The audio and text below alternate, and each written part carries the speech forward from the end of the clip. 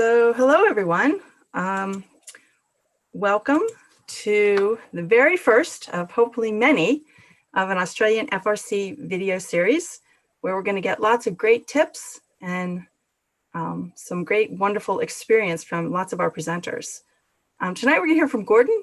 He just retired from Google. He was very involved with the UNSW team for a number of years, and now he just really loves going around Australia helping out FRC teams. So welcome, Gordon. I hope all is well, and I will leave you to it. Thanks, Luann. Hi, everyone. As Luann said, I'm Gordon Rowell. I used to work for Google. Hope tonight's presentation is useful. I'd like to hold questions to the end. Luann will be listening for questions, and we'll grab those at the end and have time for Q&A. I'll go straight into the presentation, and hopefully this will be useful. So just hang on a second.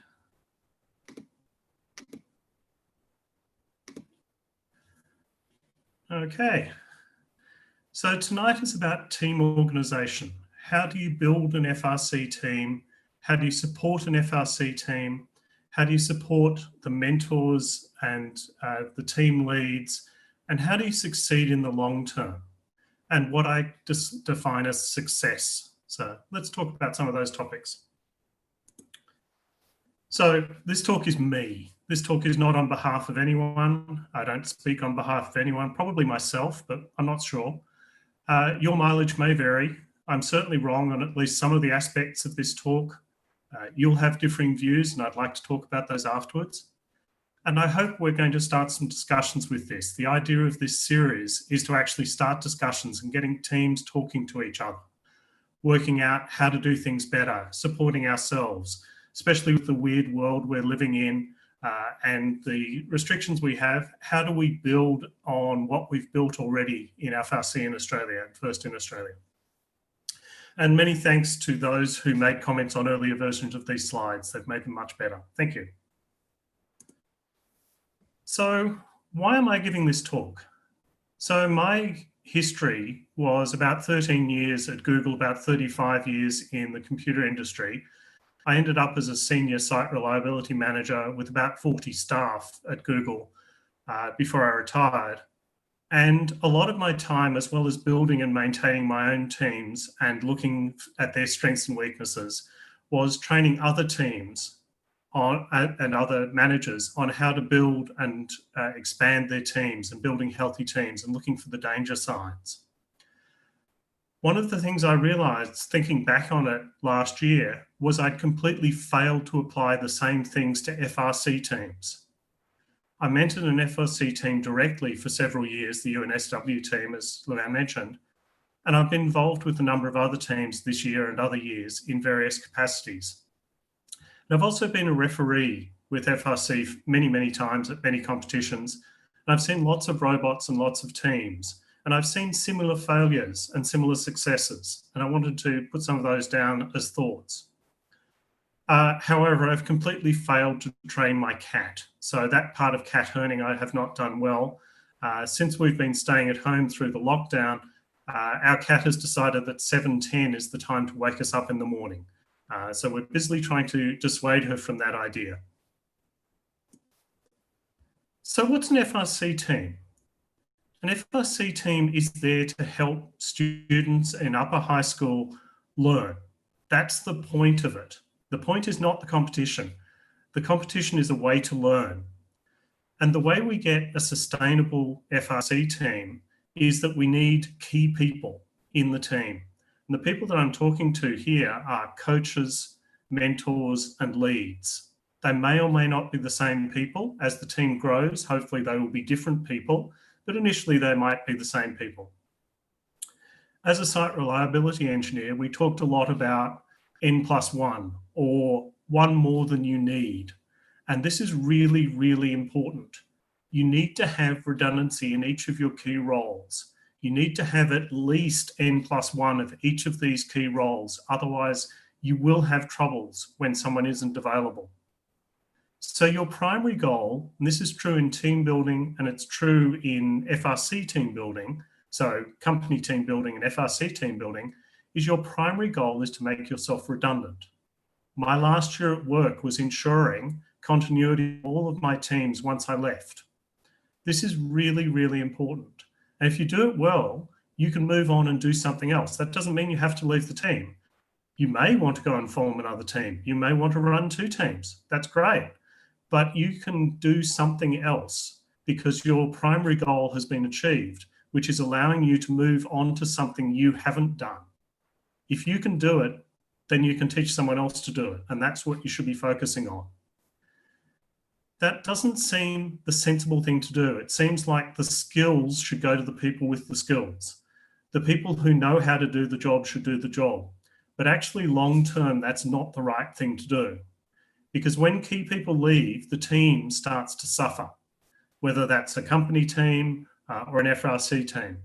So that really hard job of focusing on the things you can do and giving them to someone else to do means that when key people move on or are busy or are unavailable for some reason, the team survives because it's not just based on a single person doing a single role. I spend a bit of time with high school teams, and now that I'm not mentoring a team directly, excuse me.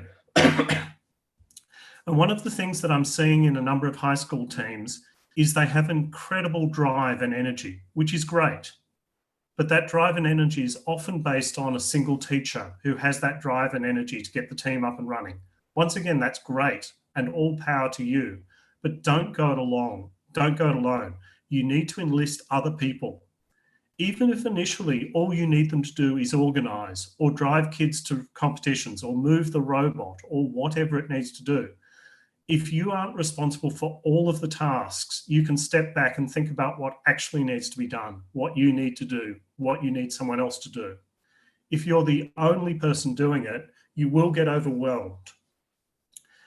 So think very hard about how you get other people, whether it's other staff members, parents, a combination of both.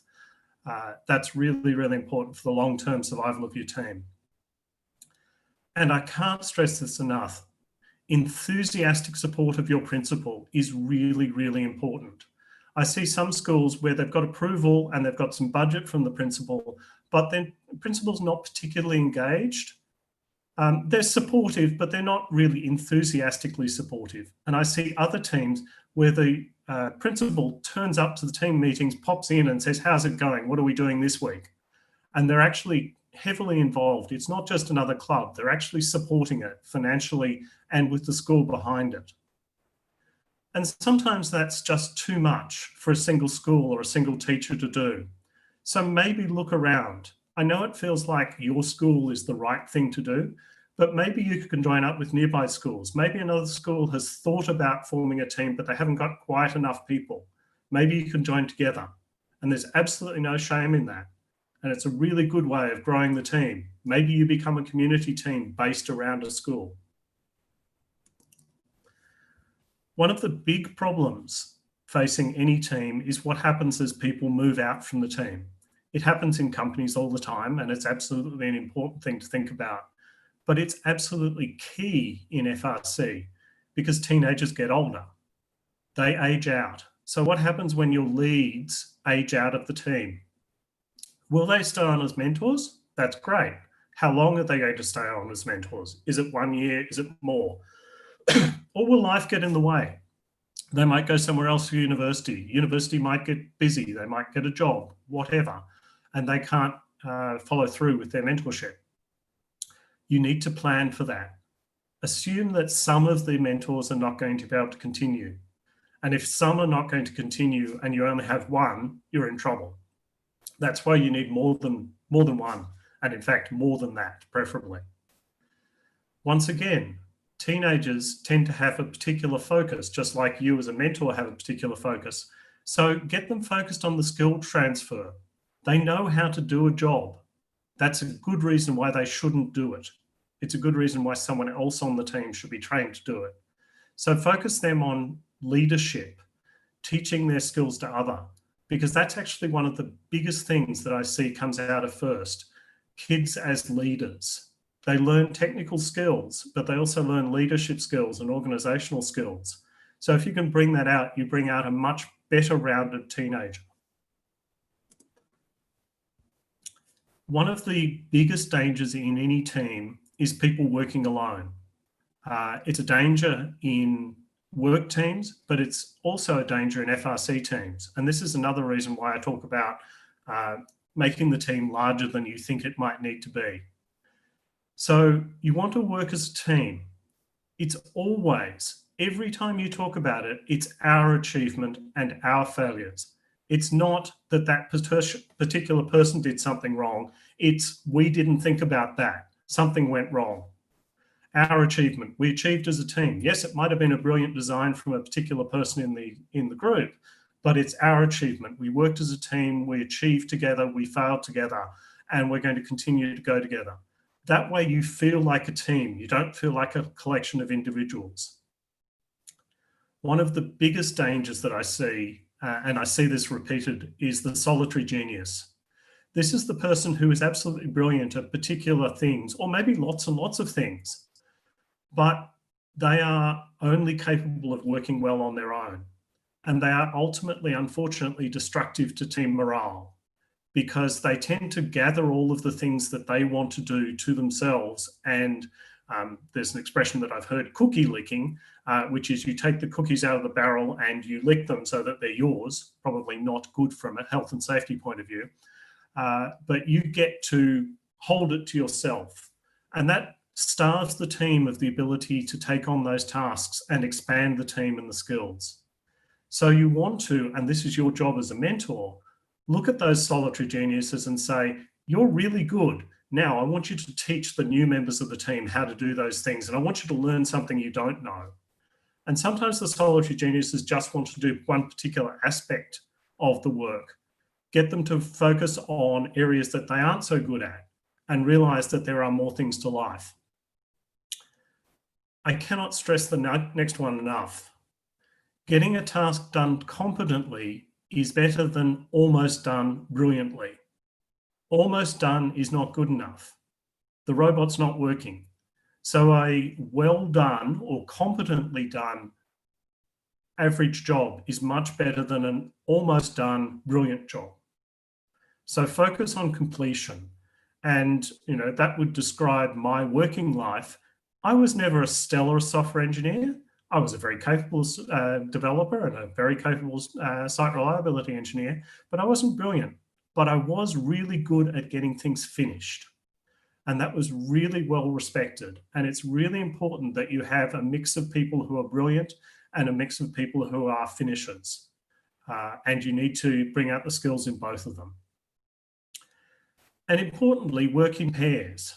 There's two big reasons for working in pairs. One is safety, so that you're looking after each other. And the other one is skills transfer. So if one of the people isn't available this week, the other one has a reasonably good idea of what they should do next. And people will be unavailable from week to week for whatever reason. Life gets in the way. And one of the big things that I want you to stress or to focus on as mentors is showing how to do things without doing them. Show how to use the tool, supervise the first uses of the tool, then move on. Obviously, with dangerous power tools, you might have to use them. But for the average low power tools, you can supervise, explain, and move on. For example, I've seen a number of teams where the kids have never actually been shown how to set the torque on a cordless drill. So they're trying to drive the drill as hard as they possibly can and actually risk injuring their wrists doing that. Whereas if they're shown how to use the torque setting, they can actually do the nut up without stripping that or damaging themselves. So show them how it works, but then say, now go and try that on a nut. Do you see where the clutch actually engages? The next area is, what can you do as a team? And this is focused more on the rookie teams, but I think everyone is a rookie team in particular aspects every year because of team turnover. So be realistic about what you can achieve. Some of our top teams, locally and worldwide, spend every weekend and many evenings throughout build season and beyond. Are you prepared to do that? It's not required. It's not expected, and it's not realistic for many teams. So actually scale back what you can achieve based on what you can supply. There's a certain amount of bandwidth your team can provide with the number of people involved, how often they can meet, how long they can meet. So set your goals to the team time available. You can still be a really good competitive robot with just a 1 night a week build. So what's this all about? It's all about learning. And how do we learn? Well, we feel good about things. So we celebrate successes. And here was a brilliant, almost triple climb at one of the regionals. If you notice, one of the robots has their battery hanging down, which unfortunately means that it wasn't really a triple climb, but it looks like one. And just carrying 2 other robots on a very simple mechanism is really, really staggering what you can achieve with the minimal capabilities of a robot. But then you should also rejoice in every failure.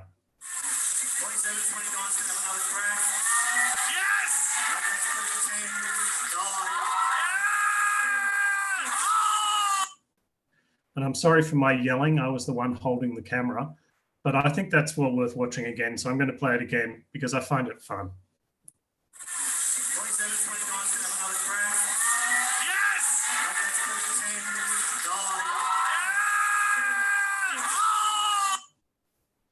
So that's a learning experience. Rejoice in it.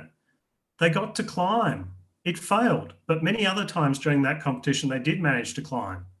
It was a fundamentally sound design that failed that one time. But it's really exciting to look at that and go, why did it fail? How did it fail? How can we make it better? You shouldn't be saying the team failed. You should be looking at the mechanism that failed and how we can make it better. And what's FRC about? Well, it's about learning and it's about fun. Failure is learning. You cannot succeed, in my view, without failing. That doesn't mean that you have to be despondent about it. You have to look at it and go, well, what did we learn from that failure? The hook snapped. How do we fix it so that we'll build a better one? It needs to be stronger in this particular way. One of the teams I was talking to has a shelf of shame. They have things that they thought would work that broke, and they put them up there. A friend of mine works at a company where they have these Shipper Awards, and they're for every product that actually gets out the door. He also has on the other side of the room Lego Technics toys, which are for all the things that were cancelled before they're shipped. Both of them are successes. Some went out the door, some didn't go out the door, but they're really good things to actually focus on as important parts of learning. And I really want to stress, and this is actually one of the things that I would like us to focus on as we rebuild after the lockdown, is the goal is on learning, not on winning. The point of this is to teach our upper high school kids how to build things, how to learn, teaching them new skills, teaching them team building. And competition is one of the ways by which we teach them, but it's not the end goal. The competition is just one of the things as part of the season. It's not the goal. Have fun and plan time for fun. It's really easy to be caught up in the build and just go on all the build, but not actually spend time as a team having fun during each meeting or every couple of weeks or whatever, what it is, but actually plan time. It might just be, let's go out and have a dance out on the grass, whatever it is. Think about time for fun. So let's go back to basics. How do you build your FRC team? There's a bare absolute minimum, which would be 4 plus a mentor. You could compete with that, and I have seen teams this small. But the problem with this is anything goes wrong, anyone's away, you're in trouble. So if anyone's sick or if anyone's not available to attend for whatever reason, a test, weekend away, whatever, you're in trouble. So a recommended minimum would be 8 plus 2 mentors. Once again, N plus 1, so 2 mentors, 3 mentors would be great.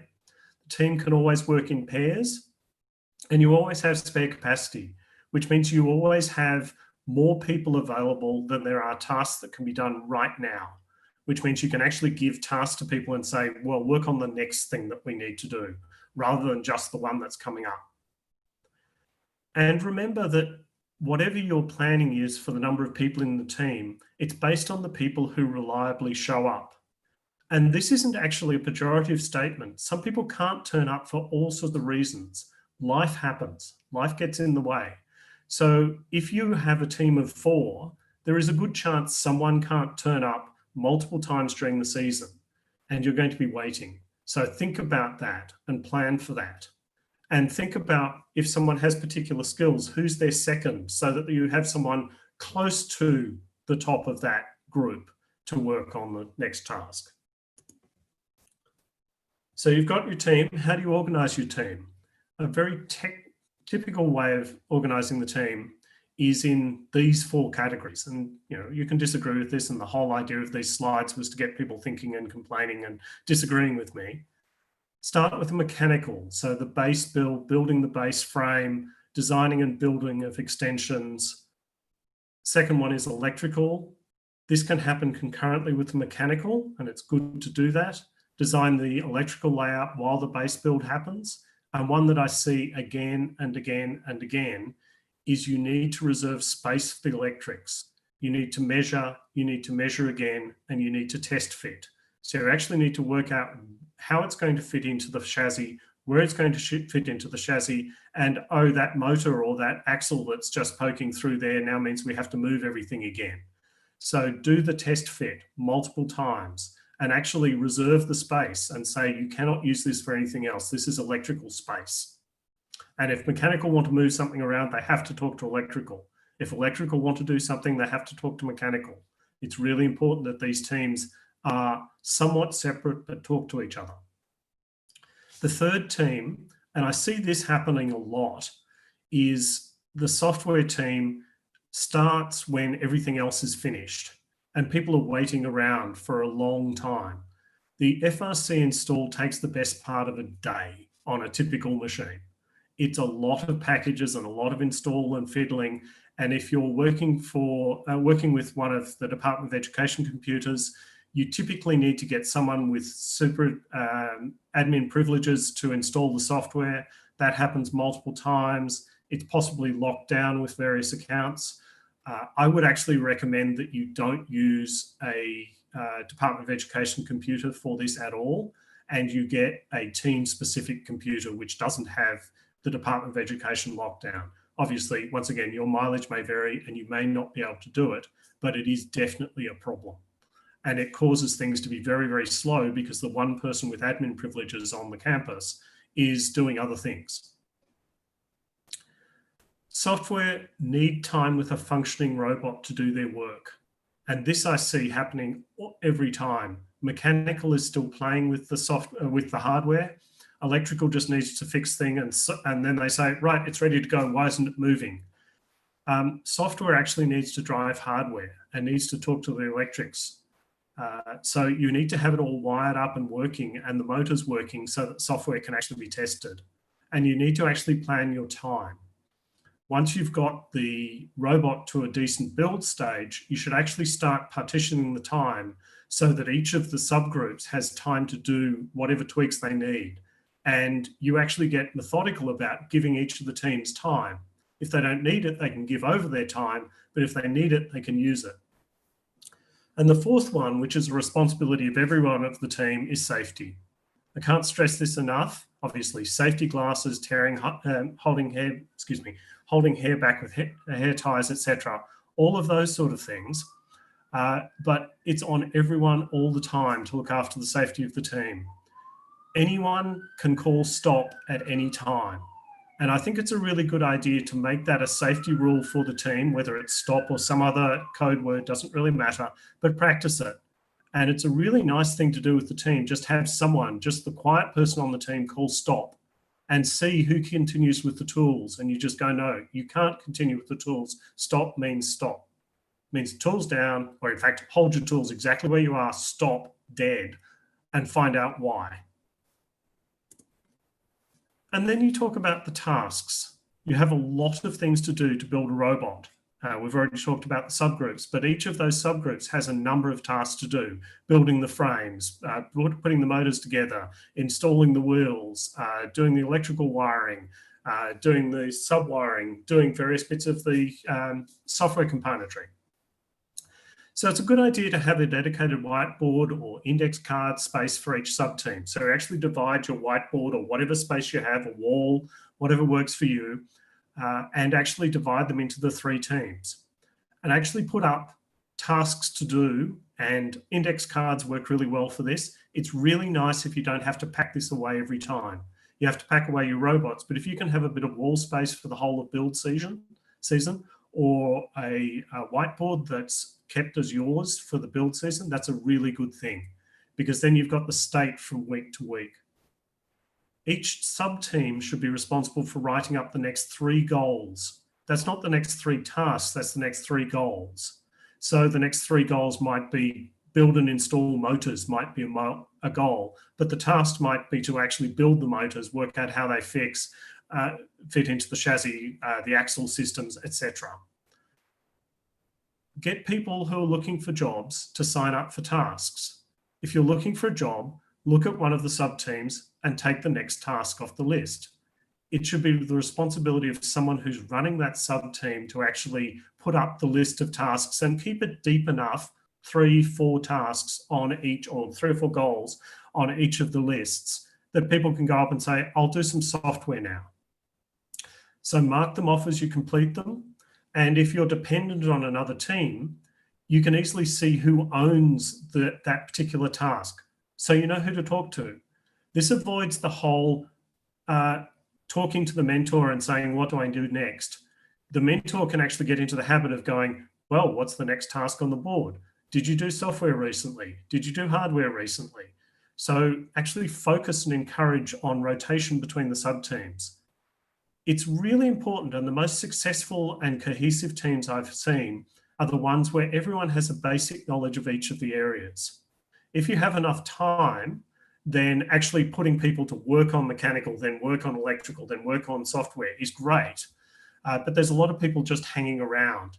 But if you say, okay, we need to fix the motors, how do we get someone who didn't work on the build of the motors to do the next fix and explain to them how the motor works and what the fix is? Then everyone has a basic understanding of each of the areas. They may not be as knowledgeable as each of the other people in the team, but they can be relied on to go, okay, I understand how that works. And it's daunting. This is huge. If you look at some of the top teams and what they can achieve in a build season, it's fantastic. But as I said, they spend all weekend, every weekend, and they spend many nights in the week, and in some cases for the teams who have holidays at that time, all their holiday period preparing for build season. That's not always realistic, but you can set very, very simple goals. For example, looking at this year's game, we get points for leaving the loading zone. Okay, so how do we leave the loading zone? We need some motors and we need some software. What does the software need to do? Oh, the software needs to spin the wheels. How do we spin the wheels? We spin the wheels by turning the motors on for a certain number of seconds, and then we turn the motors off. You know, obviously depending on the type of motor, but you get the idea. How many seconds? No idea. How fast does the motor go? How big are the wheels? We don't know. Why don't we try it and find out? Oh, that's too long, that's too short. Okay, we can adjust the number of seconds. We get points for parking in the end zone. Oh, great. So just what we need to be able to do there is drive our robot around. So as long as we've got a robot we can control, we can get each of the team members learning how to drive. And yes, you might have someone who's better at driving. You probably want at least one backup so that people can share that. But it'd be a good idea for everyone in the team to understand how the robot drives. This is really important for redundancy in the team, but also you get to understand how difficult it is to drive a robot around a crowded field. If you've actually had that experience, then you understand that it's hard. So that then gives you a shared sense of accomplishment when things go well, and a shared sense of disappointment when things go wrong. Not the driver did it wrong, but we need to learn how to deal with that sort of obstacle on the course. And the final thing you can do with a box on wheels, so the base build, we can stop the other team from scoring through good defense. So you need to be able to drive the robot, and you also need to know about the rules, because you don't want to have fouls because you have done your defense incorrectly. But with those 3 goals, you can actually be quite an effective team with simply a box on wheels. And when you've got those going, you can actually have some members of the team testing those out while other people are thinking about harder goals. How do we build something that goes for shooting? How do we go for something that actually lifts us off the ground? And they are separate, and don't tie all of your achievements to those harder goals while neglecting the simpler goals. And then what happens beyond a season? FRC, as I said, the competition is a really important part of the goals of the season, but it's not the only thing. I was talking with Leanne before about 31-32, and I think she said for the first 3 years, they scored no points. I may have got that incorrect, but it's quite true that you have teams who can barely move their robot around in the first couple of years, but they still have a great time. And if they get good at that, if they're, for example, a good defensive robot, they could easily be picked by another team who is a good shooting robot, but they're not a good defense robot. And you can actually balance up an alliance well. One of the team mentors described FLL as a sprint. It's a specific set of goals that you need to do and you need to do well. Whereas FRC is a marathon. There's much more to do in build season and much more to do throughout build and competition season to keep things working. And there's a lot of things that a team needs to do to continue that I haven't even touched on in this. So fundraising, website for promotions, presentation, outreach, mentoring other teams, helping build other teams. There's a large list of things that are all useful things to do once you've got beyond the how do we get on the field for the first time.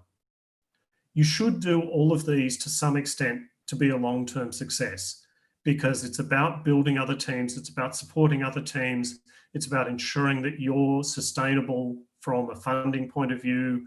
What happens if your sponsor drops out? How do you get other sponsors? How do you get engagement with your local community? I see a lot of people or a lot of teams that are supported by random business down the street, because they went and talked to random business down the street and said, we think this is really good for our kids. Would you like to put some money in? That's really good, and it gives you a tie into the community. And I've talked about this before, but an almost working robot isn't useful. It doesn't do anything for you. So you want to focus on having a working robot. The best complex design isn't as good. The best non-working complex design isn't nearly as good as the best working simple design. So go for something that works and expand. One of the things that I've seen stressed, and I want to focus on this, is there's very, very little time between matches. By the time you've gone from the field back to the pits, you're probably up in a few matches anyway. So focus on tune-ups, don't focus on rebuilds. Of course, there are limitations to what you can actually do during the actual competition, but you really shouldn't be trying to do anything major during a competition.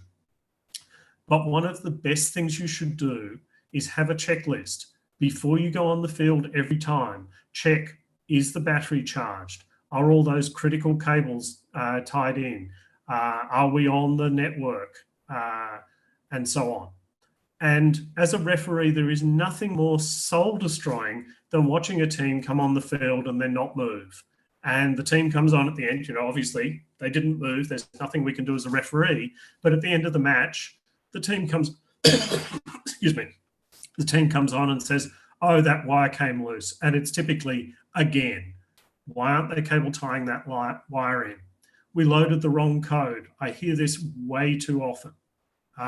We just made a simple tweak to the code, and suddenly they made the motor go 10 times as slow or 10 times as fast, and they then caused themselves a foul. We loaded the demo code instead of the production code. We didn't charge or change the battery. These are things that are so simple, and if you have a checklist that just says, change the battery, have a charged battery and change it regardless, or check its charge appropriately, and so on. Check all those loose wires, make sure everything's cable tied in. All of those things need to be done between matches. And then you can say, if all of that's good, then we can focus on some tune-up, some improvement, and then run through your checklist again. So do you have time to do all of that? Because you might have broken something during your tune-up. And finally, have fun learning. That's really important. And what you might see on the screen now is what's called a zebra huddle. The referees all standing around, and this was a long huddle that we had during last year's Dual Down Under. Was well more than 10 minutes, where the referees were trying to decide how to deal with a very, very complex situation. The referee who took the photo and the referee photobombing were both very happy that they weren't part of the referee huddle because it wasn't their section of the field. But it was long and detailed and complex, and we as referees are learning too, and that's what it's all about. We couldn't make a simple call because it was not a simple situation, and I think that's the biggest learning. FRC is not simple situations. It's about learning, it's about team building, it's about building our students for the future. So at that point, I'm going to end the presentation and go back to the live stream, and hopefully there are some questions. Hey, Gordon, that was awesome. So we have a couple of questions. The first question is, how would you add in the non-technical sub-teams like awards? How would that fit into your overall team structure?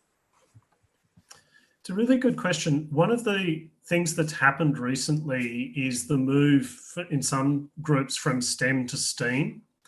And I actually have a personal problem with this. Once again, this is my own views. This is not on behalf of anyone. The problem I have with STEAM, and I am not denigrating the arts in any form, is it's the girls can do the websites, the girls can do the presentations, rather than the girls can get involved in the robotics competition. So what I would like people not to say is, okay, this is a particular group looking at awards, that's their skills. Everyone should be looking at, how do we deal with the awards? What are the judges looking for? What's important about them? And what does it matter to us? You know, I would like to see, you know, I'd be prouder of teams that win Gracious Professionalism Awards than the top competition awards, because Gracious Professionalism Award is about, we were good on the field and we looked after other teams and we helped. And that's what it's all about. So. Awesome.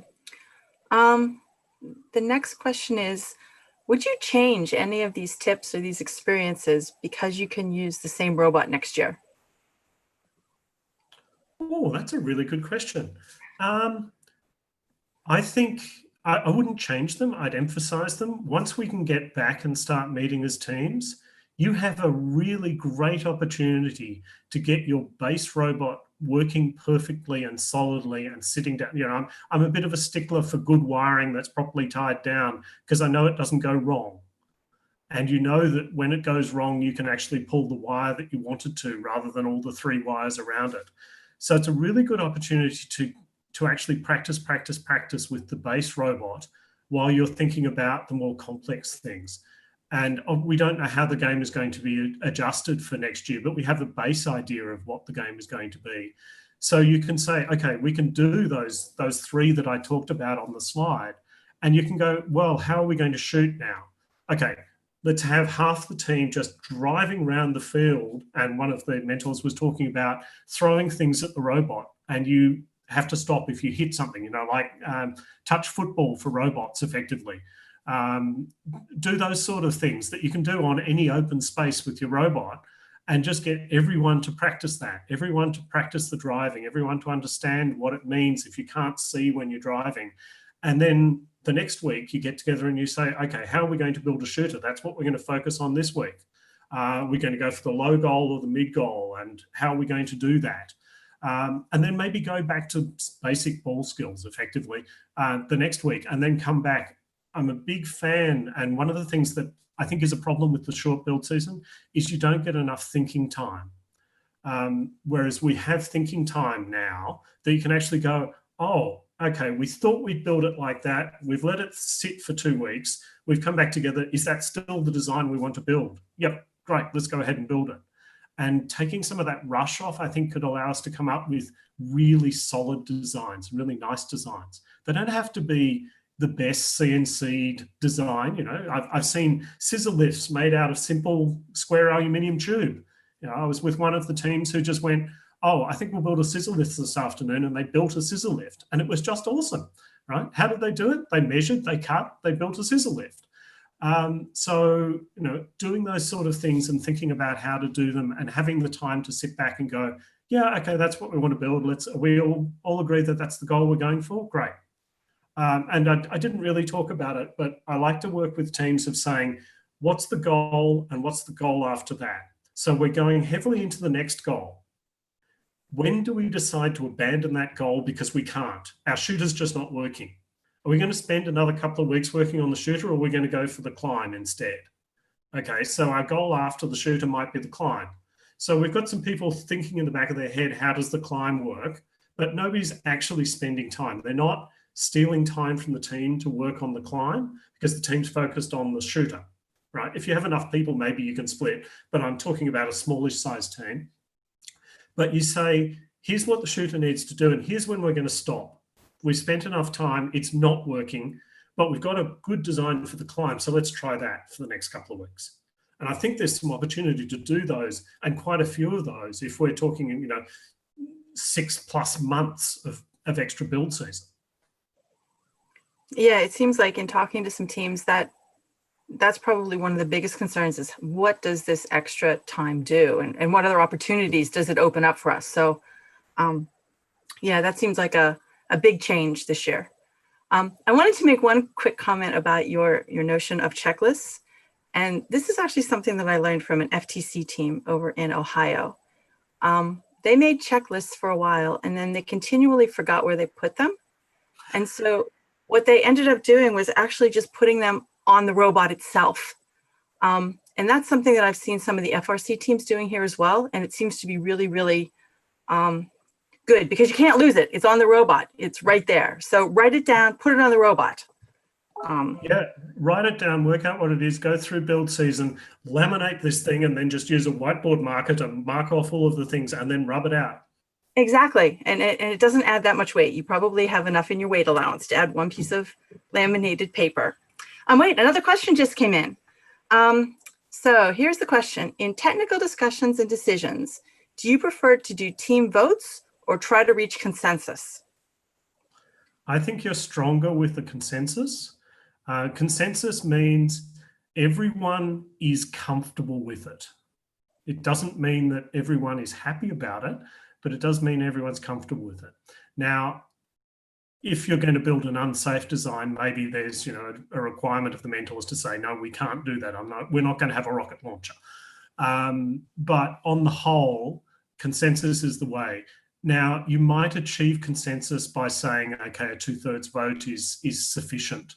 But the trouble I have with voting is that it leads to the dominant people winning. Now, that can be true with consensus. So the people who are good on their feet and speak up can win in a consensus environment.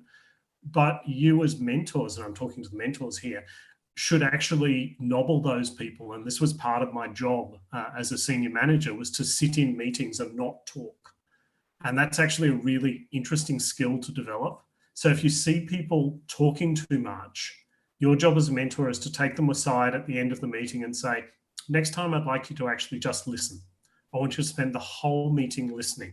You can talk to me after the meeting. I will set time aside. I want to hear your ideas, but spend time listening. So you can actually change the team dynamics by looking at those very loud people and toning them down and then drawing out. People don't like to be called out as, hey, you're the quiet one. Can you speak up? You haven't said anything. Can you speak up? Maybe they've got nothing to say, or maybe they're just shy. But you can certainly tone down the very loud people who are always ready to answer every question and jump in, and build a much stronger team by saying, okay, just stop, sit, listen, spend the whole meeting not talking. And I used to do that at work a lot. I'd sit in on team meetings and I'd just pick out a couple of loud people in the meeting and then just take them aside at the end of the meeting and say, I want you to actually practice not talking. And I've had many, many people over the years come back to me and say, wow, I had never realized how much I dominate the meeting. And getting that self-awareness means that you can then have consensus. And if you can see those people flip and come back to the next meeting and actually draw out the less verbal people in the team and say, hey, I haven't heard from you. What do you think of this idea, or how would you do it differently? And they're actually asking the questions rather than giving the answers. That is just such a wonderful thing to see. So yeah, consensus, though it can be hard. Yeah, one of the things that I learned in a class I was taking a couple of weeks ago is the acronym WAIT, and it stands for Why Am I Talking? And I've kind of caught myself saying that a couple times in a couple of meetings, like, why am I talking? There's no point in it. So that sounds great. I don't think we have any other questions at the moment. So I wanted to say thank you so much. A couple of people we have to thank. We have to thank Project Bucephalus, Team 5985. They've been monitoring the chat. They've been making sure that everything goes correctly. They were a huge part in getting this first event or this first workshop up and running. So thank you to everybody on 5985. You guys rock. Couldn't have done it without you. Of course, a huge thank you to Gordon. That was awesome. Thank you for letting us know. I'm assuming that you learned a lot of these things at Google, so they're very real world for a lot of people. And I guess I'd also just like to put a little plug in to say, we want to see these workshops continue for many, many weeks, but we need some help. So if you're watching, you can email me, you can email Gordon, just let us know what you'd like to see. Give us some ideas about workshops that would be important to you. And then we're going to be reaching out to see what other teams can get involved and make this truly a First Australia community that's taking care of the community. So any closing words, Gordon? No, I think that's covered it well. I'd like to back up what you said, especially with the way things are shaping up in the world. We are a community and we need to continue to build on that community. We've done some great stuff here with both the season and off-season events, and I want to see those being stronger. That's not, we don't know what the world's going to throw at us in the next N months, but we'll see. But certainly I want to build this community and I'm open to talk to anyone who wants to talk to me. Me too. So thank you all for watching. This will be up on YouTube, and have a great night. Thanks, everyone.